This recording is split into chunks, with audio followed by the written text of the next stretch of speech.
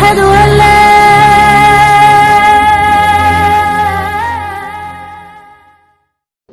یہ خالد بھی پتھر کا پجاری ہے، یہ خالد بھی پتھروں کے سامنے سر جھکانے والا ہے، لیکن جب نور نبوت سینے میں اترا، جب کلمے کا نور سینے میں اترا، جب ایمان کا نور سینے میں اترا، تو یہی پتھر کا پجاری سیف اللہ بن گیا۔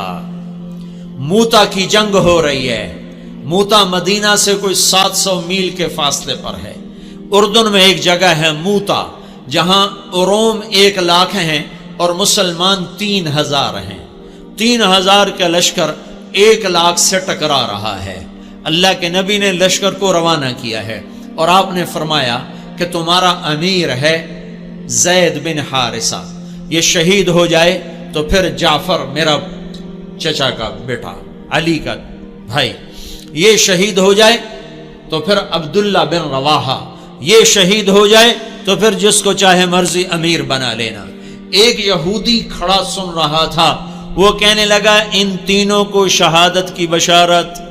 نبی جو کہا کرتا ہے اگر کے ساتھ، وہ اگر بھی حق ہوتا ہے، وہ اگر بھی شک نہیں ہوتا، وہ حق ہوتا ہے۔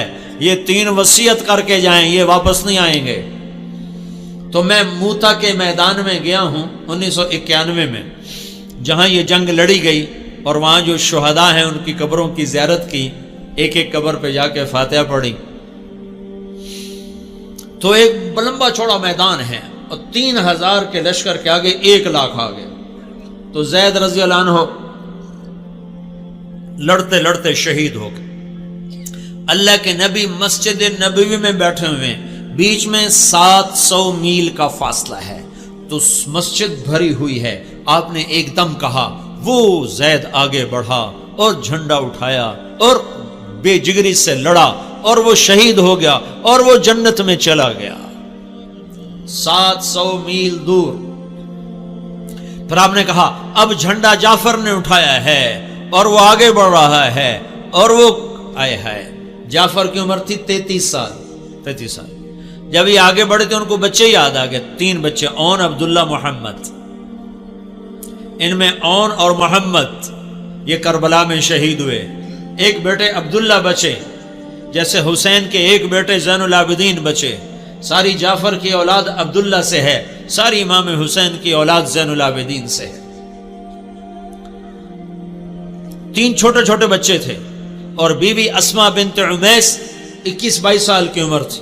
تو ان کو بھی بچے یاد آئے کہ چھوٹے چھوٹے بچے بشری چیز ہے، یاد آ گئے۔ ایک دم گھوڑے سے چھلانگ لگائی اور اپنے گھوڑے کے 4 پاؤں کاٹ کے پھینک دیا کہ کہیں بچوں کی محبت میں واپس نہ چل پڑوں۔ پیچھے جانے کا راستہ بند کر دیا اور جھنڈے کو ہلایا اور تلوار کو لہرایا۔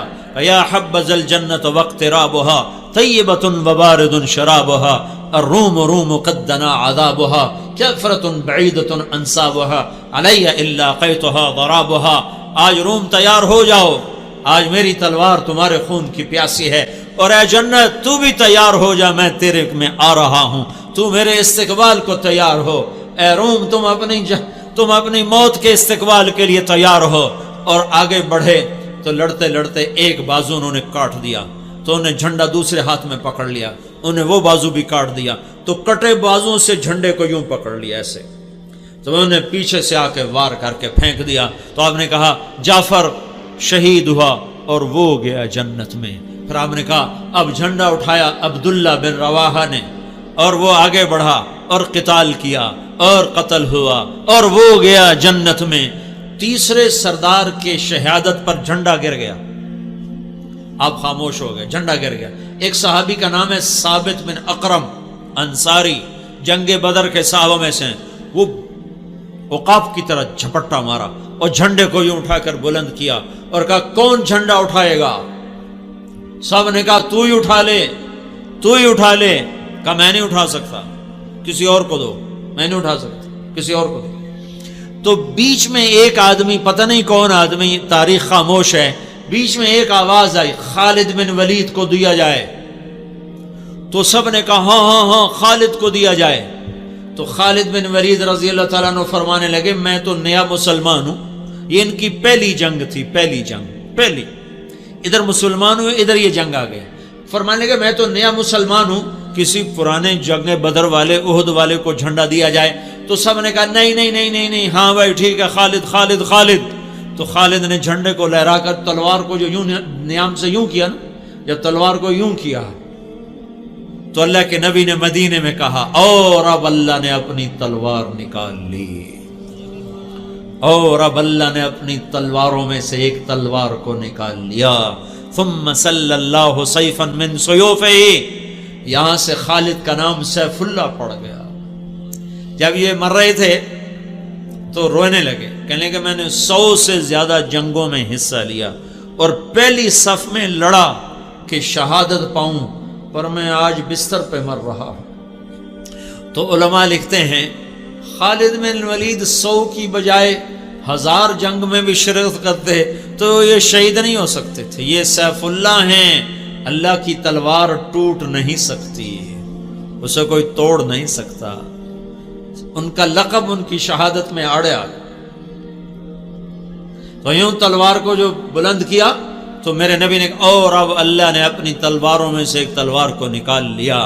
یہ پتھر کے پجاری سیف اللہ کہلائے. یہ محمد مصطفیٰ کی غلامی کا اثر ہے. کلن وعد اللہ الحسنى، 1.25 لاکھ انسانوں کا واحد مجمع نبیوں کے بعد جن کو زندگی میں مرنے سے پہلے اللہ نے وعدہ کر دیا اے میرے نبی میرا وعدہ ہے تیرے تمام صحابہ کو جنت عطا کروں گا، سب کے لیے وعدہ. اور بدر والوں کے بارے میں اللہ کے نبی نے کہا میرے اللہ کا فرمان ہے بدر والے جو مرضی کریں میں نے ان کی بخشش کر دی. تو میرے بھائیو غلام رسول بنو، غلام رسول بنو. غلامی رسول میں دنیا اور آخرت کی عزتیں ہیں.